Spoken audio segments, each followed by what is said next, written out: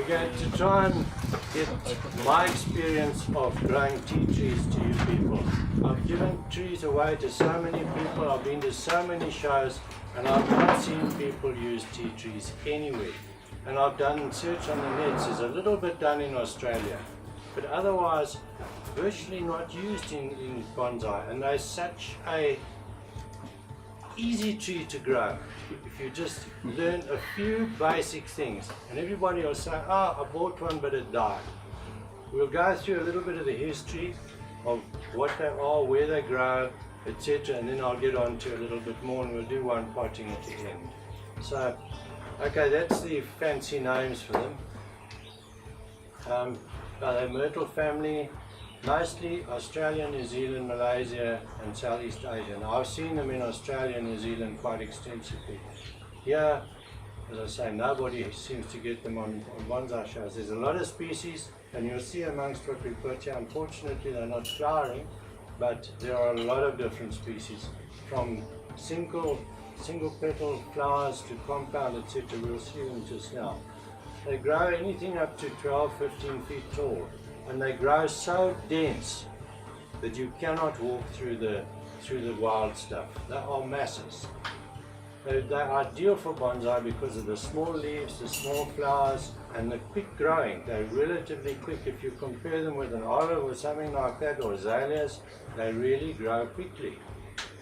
So they have quite a lot of variety in the flowers, colors and compound or simple.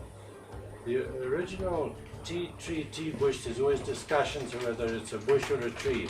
It doesn't matter, it's something that we grow and enjoy as bonsai, well I do. And the early settlers used the leaves from these things to make a tea, which they say is high in the ascorbic acid to stop scurvy on their boats. Captain Cook used it when he went to New Zealand. So they've got some benefits, and it's a massive industry at the moment in New Zealand with Manuka honey.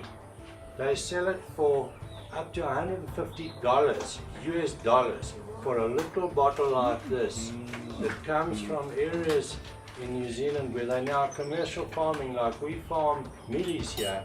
They farm these things. The nurseries for them are probably as big as Loftus Versfeld, under shade cloth, grown hundreds of thousands of trees which they put out into the wild, and they actually farm the bees on these flowers with helicopters. They move the hives around as the flowers are developing areas. So it's become an extensive industry, highly profitable in New Zealand particularly. Okay. The honey then from those bees also have medicinal. Absolutely. It is antibacterial, it's got all sorts of benefits. That's part of why they market it so, and healing scars and wounds. Yeah. They use it in medicinal purposes for healing scars. So there's a lot of benefits, and that's why it gets such a premium price. They're hardy, you won't believe it. These things grow just below the snow line in New Zealand. And they also grow along the coast in Australia. They grow in what's virtually desert. So they are a very hardy plant really, but don't try and emulate in a bonsai pot what you see the environment in which they grow in the wild. And we'll go through that. They make fantastic bonsai, and you can get them from nurseries, from seeds. They grow very easy from seeds. Here's a batch of new stuff which are germinated from seeds. Now these are probably a bit more than a month old, but they grow so easy from seeds. We'll go through that just now. Now Doug Hall, none of you probably remember Doug Hall, but he was one of the, you do? Okay. He was one of the founders of bonsai in South Africa in the 70s. He probably died 10, 15 years ago. But he actually wrote a book. I don't know if you've seen it, it's on the bookshelves. Wrote two, well, one and then that was... That's right. And the front cover picture of one of his books had a tea bush on it. That tea bush was probably 2 or 3 years old. And this cascade that I have here is probably now about 8 years.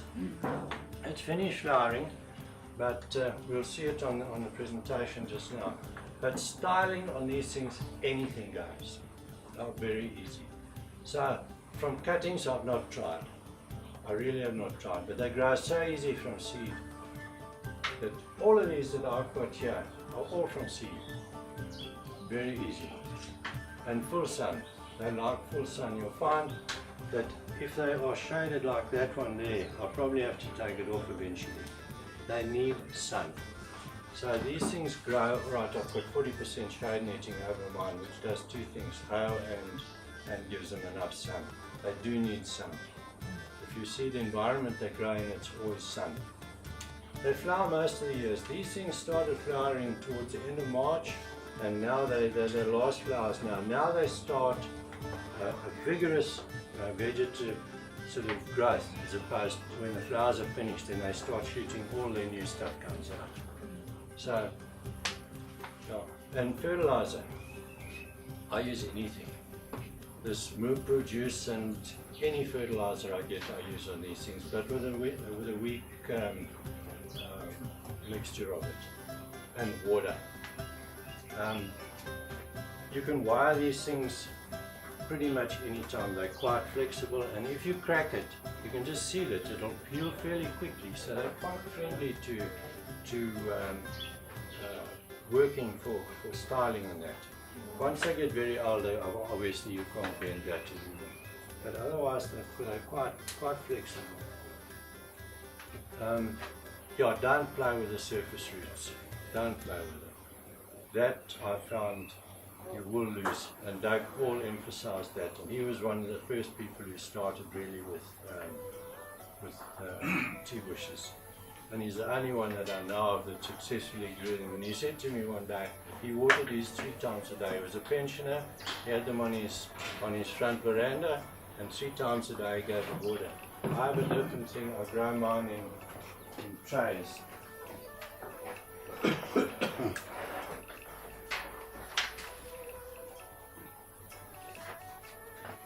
Like this one. I grow them in there, and I keep that water in there about 2 centimeters deep. So, and these things, if you take calculation on the surface area of these leaves, the amount of evaporation that they can produce just drinks that water. I can fill this thing like this morning, and tomorrow morning it will be almost empty. That's how much water they'll drink in one day. So don't underestimate the need for water on these things. They really drink water. In the wild, they go almost arid desert type. So, as soon as they drop the petals on this, I remove the seeds, because this one, with the number of flowers it gets on it, probably 1,000 flowers. And if they're all generating seeds and maturing the seeds into little balls, all that energy is growing into that, which is an absolute waste of energy. You'll see all these have seeds on. Now they come off very easy like that when they are young. But once they are well matured, like these here, they come off quite difficult. But to help the health of the tree, as soon as they drop the petals, I pick the seeds off. And the ones that you grow it with, you leave them until they mature, the seeds? If I want to grow by seed, I'll show you later on. What's the lifespan of a tree, doctor? This one I've probably had for about 12 years or so. So they grow quite well. And in the farming in Australia, they reckon at about 9 years in growing as like we grow mealies, they reckon 9 years they lose their virility, but I think that's different under growing under bonsai conditions compared to commercial farming.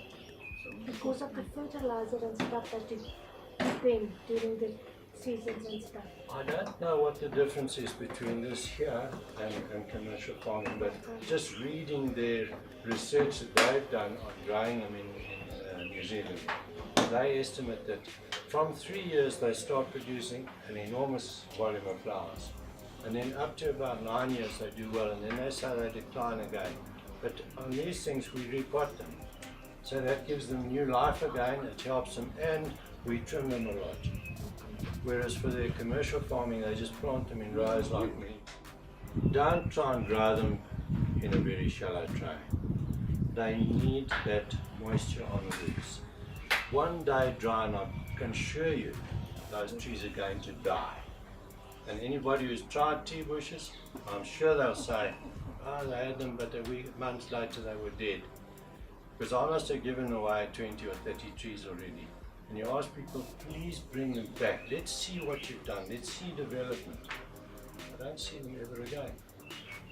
Now I think you've probably kept some alive for a while. Okay. But it's something that is so enjoyable and so easy to grow once you learn a few things about them. And we'll go through all the things. Yes, at my place in Nigel,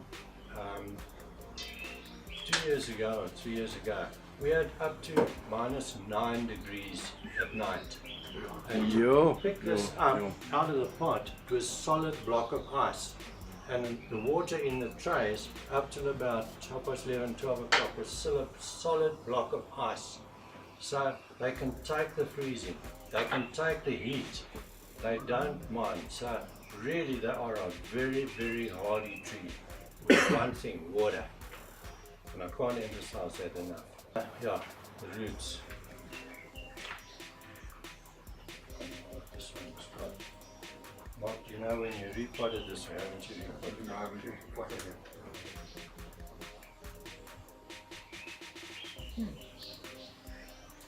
Front row stand back, please.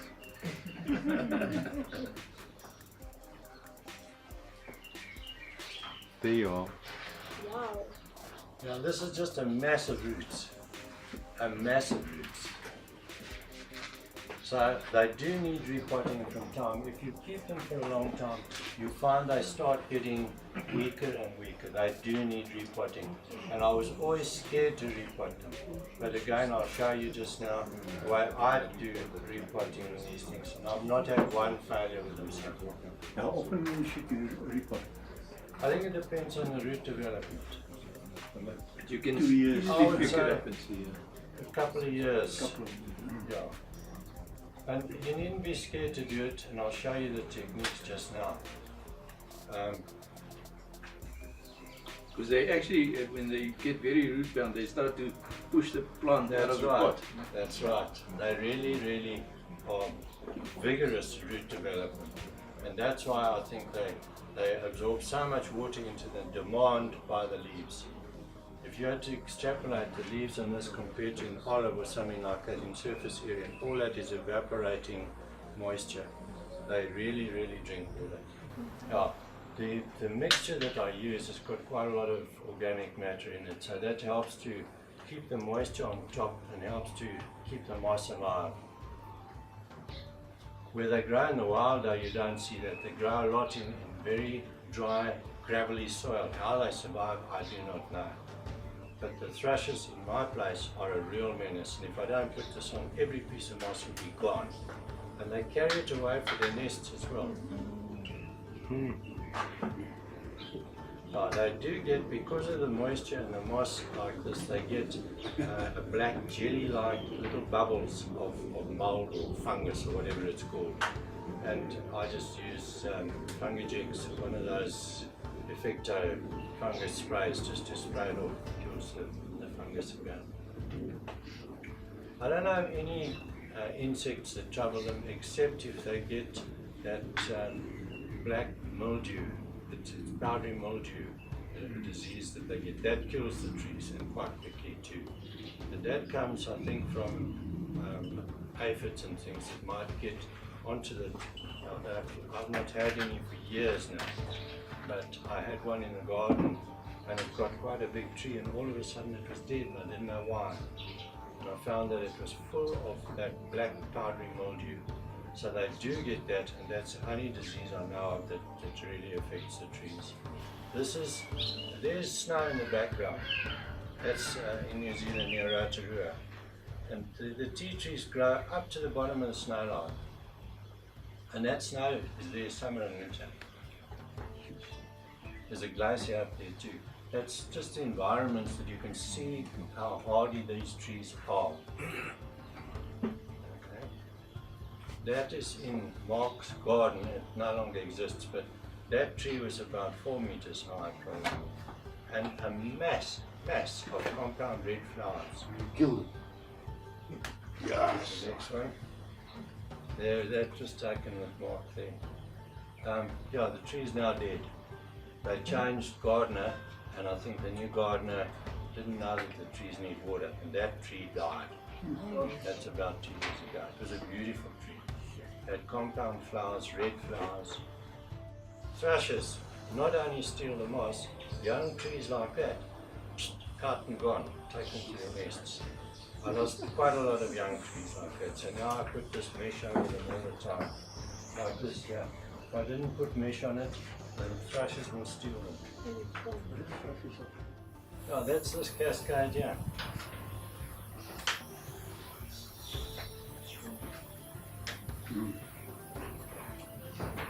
That I had, you see the top above the, going up here, was dead straight. And I was at the Pretoria Club one day, and Charles Serrania was there, and Erica Colin, and I asked them, as I said just now, for a crit on that tree. And you see how raw it looks compared to where it is now. And that's also over the 3 years, 4 years. And they said that top straight bit looks terrible. What do I do? You don't get it to bud back, so if I cut it off, or tried to do it, I eventually cut off some and I've bent it back, and if you look you'll see it's wired back to just bring down that, take away that straight bit at the top. So it's really worthwhile bringing your trees for crits, because someone will just make a comment here or a comment there. You needn't do it, but it sets you thinking, because you see the tree every day. But other people look at it from a different angle. They might just give you a suggestion to improve the quality of the trees. So really it's so important to bring your trees to workshops, bring them to the club meetings, and get a crit on them. Your soil mix, what are you using in your soil? This is, if you remember, Duncan Wiles used to supply us soil. Okay. And the grit size that he was using at that time is what I have here. And I think because the trees are quite small and the fibrous roots are also plentiful, I use finer than what Anthony and various people are using now in terms of the stone. This is probably 3 to 5 or 4 to 6 or something like that. Yeah, it's 6 more, but it's a lot better texture that we've got now. Okay. But it's not, yeah, it's about a 4 or 5 more. Okay, this is probably around 2 and 3. Okay. And I also put quite a lot of organic. I get this earth to earth compost, and I just chuck it in 50-50. I put excess of the organic matter in there to try and help retain the moisture in it, because that, I think, water, I can't repeat that now. And that helps to keep that moisture in, that if you go away and you've done it back in time to water it in the afternoon, you can still water it the next day, because the moisture is retained and the moss on the top. It helps develop the moss. So that's a mixture I use in that. And the other important thing is when repotting, I wet the soil. A lot of people now, when they do repotting of olives and shelters and that, they hose the old soil off, clean it. They then take that and do the whole lot with one shot. And in time to put compost like that, which is semi-dry, it might even be dry. Put that in, it falls down between the roots much easier. But here you've got such a tight combination of roots that doesn't work, and I wouldn't risk hosing off the soil on these things to repot. I take them.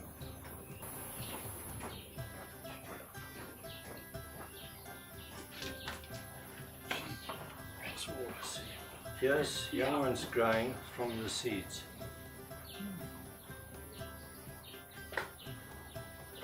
Taking the seeds like this one, it's pretty. When they get this dark, as opposed to these are this year's seeds, These are last year's seeds, these here. And they have like 5 lobes, they close like this. And inside there is probably 50, maybe 100 seeds inside this. And what I do is I take that and I just put it in a saucer or a glass mug or cup or something, and put it in the sun. And within a week or so in this sun, it will burst open. Just shake that whole lot, and all those little, like you're cutting your hair at 1 millimeter, 1.5 millimeter long, little orangey brown seed will come out of that capsule. And that is your seeds that grow. And that's why I just take those seeds and I put them on top here. And I put a little bit of soil just to cover that bit and keep them moist. And within a couple of weeks you've got that type of seed. So you can easily grow your own trees. You can select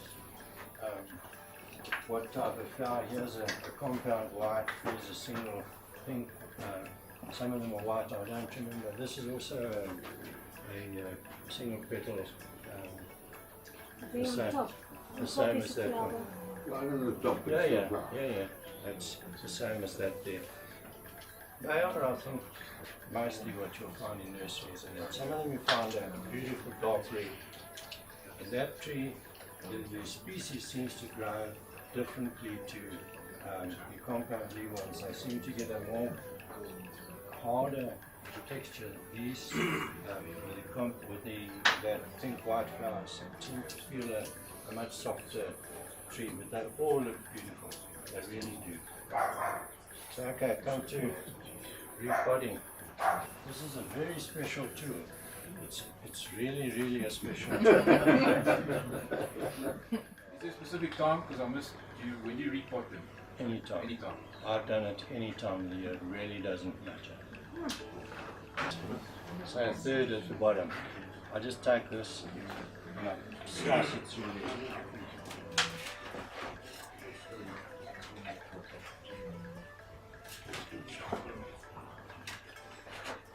Back row, stand back.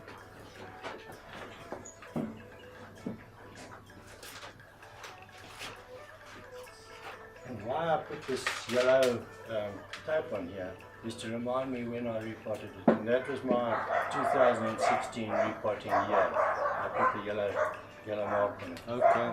If you forget to, when you repotted it, sometimes you'll repot it again the next year or so. That's not necessary. So this year I'm on black.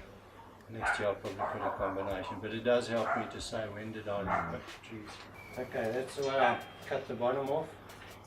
And the side, chop it a bit.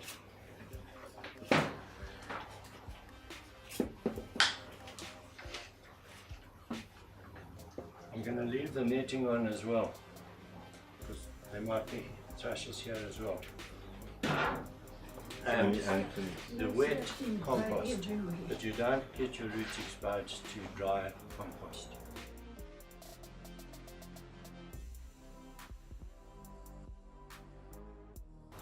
What happens if I do it and it dies? Can I come and get one from you? Then you didn't water it, I know that already. Yeah, I just fill in around the sides and press it down a bit. And do you also take off on the sides as well? I've just scoured the sides a little bit, yeah. Okay. But keep it wet, don't let it dry out. And this is my opinion, is that this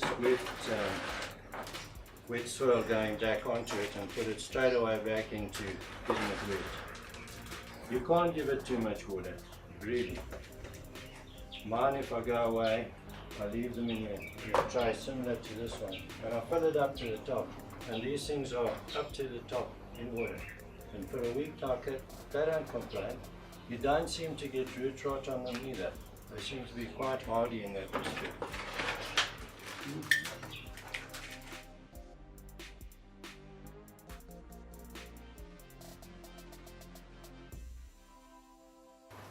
And something else, when you're training, if you get a portion that has got no greenery on it, don't think that you're going to cut it off and it'll bud back.